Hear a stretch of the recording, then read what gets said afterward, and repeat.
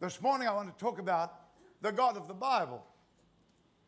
Who is the God of the Bible? The God we worship affects every part of our life. There are many gods. God is what you put first in your life. Whatever that might be, that becomes your God. That's the thing that you circle around. Your life revolves around. Whatever you place first in your life. And in Old Testament, Bible days, some people had idols, and many people in the world still do. Millions do. And they worship the idol, and they revolve their life around it, and it affects their moral character, it affects their relationships, it affects their family. For whatever you believe about the God you worship will affect how you live. If you believe there's no God, that will affect how you live. It'll certainly affect your eternity.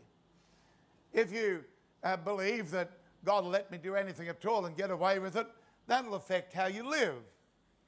If you believe in the God of the Bible, He will affect how you live and affect it for the better. If you truly believe that He is love, that He is gracious, but He's also just, He's not just a soft touch. He is God, He is a Father, and He has a family, and He teaches us to grow up right. If you believe that sort of thing about God, it will affect how you live. The God of the Bible. If you've grown up in a church that you never saw any manifestation of God, God didn't seem to actually do anything, that will affect how you see God. But that God is not really the God of the Bible. My very sincere people, I'm not knocking any churches. I'm not doing that. I'm just saying those folks need a greater revelation of the God of the Bible. And this morning we're going to start a short series which we'll break next week because it's Christmas. And we'll pick up again, God willing, the other side of Christmas. But we're going to start a short series of being discipled by some of the Bible greats. And there are some great people in this Bible. This morning we're talking about being discipled by Moses. Now, if you think of Moses, you might think, man, he's a long time ago. He was. He was also great. You might think, boy, he just gave the law. I don't want to get mixed up in legalism. God raised up Moses. Moses was a man of the Spirit. Sure, God gave him a revelation of the law, superseded by Jesus Christ, but Moses was a mighty man of the Spirit.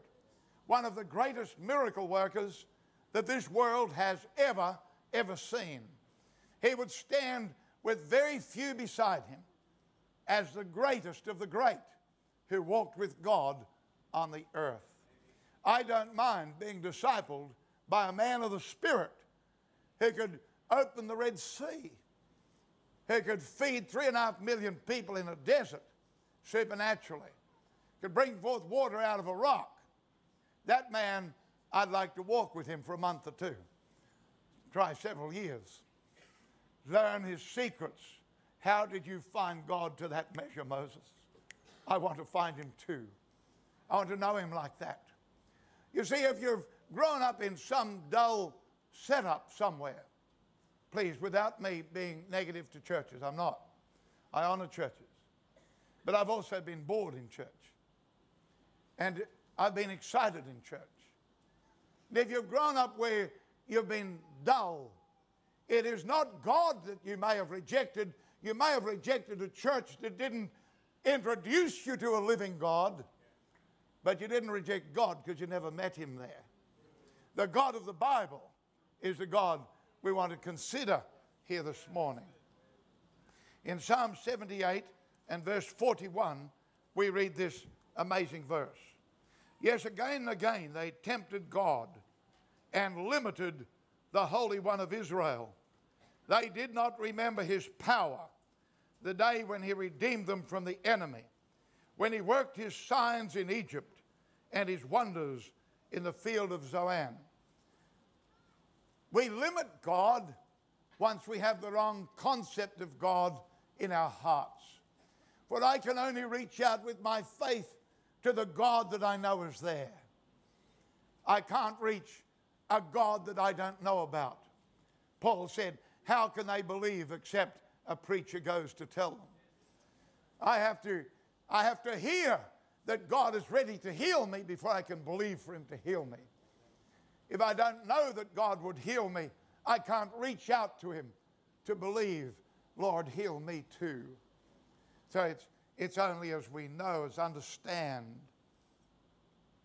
The God we worship affects all of our life. He is a God revealed in the Bible. And if we have the Bible God as our God, my Lord, you're in for a great ride. It's an exciting adventure to walk with the living God, for he is a God of miracles. He's a God of supernatural power. He's a God of people. He's a God of family. He's a God of friendships. He's a God of relationship. He is a marvelous person. He is the nicest person you'll ever meet. He is the kindest person you'll ever meet. And he wants to be your friend. And he's made it possible for you to be his friend, and you can start the journey this morning. Absolutely. When we're born again, when we receive Jesus as our Savior, God comes alive to us. We can start to expect that God would do something for us. I've seen some wonderful things in God over the years, and I'd like to mention a few of them. Ann and I, a long time ago, were in America, our first trip ever to America, and we were able to get to a Catherine Kuhlman meeting. I was just out of the Methodist church, and as a Methodist minister, young Methodist minister, and just getting launched out to trust God for great things. And we went there, and there were 6,000 people in the Shrine Auditorium, Los Angeles. And Catherine Kuhlman came out on the platform, and after she finished speaking, she started to minister, and God started to do miracles, and truly real miracles. Every time she said, for God said to her, God is touching the wheelchair section. We're up on a balcony. I could look straight over onto this great big wheelchair section. There must have been 200 maybe wheelchairs with people in there. Every time she said it, somebody got out of a wheelchair and walked. They went up on the platform and testified to what God had done. 2 medical doctors were there checking everybody before they would get to give their testimony to make sure they were healed. It was truly an amazing sight. Person born blind had their eyes opened that night just by God. Nobody there. God was just touching them. And I sat awestruck, coming from the Methodist church, which I honor the Methodist church, coming from there where nobody got healed. Nobody even thought to expect anybody to get healed. And nobody expected anything much. And so we had church service, and we were sincere. I was earnestly sincere. But when you don't know God will do things, you can't believe him to do them. And so there it was. I left that service that night saying, God, who are you? I've spent 6 years in college studying to be a minister. I never dreamed you did things like this. I never dreamed you were that relevant to human need. Never thought of it.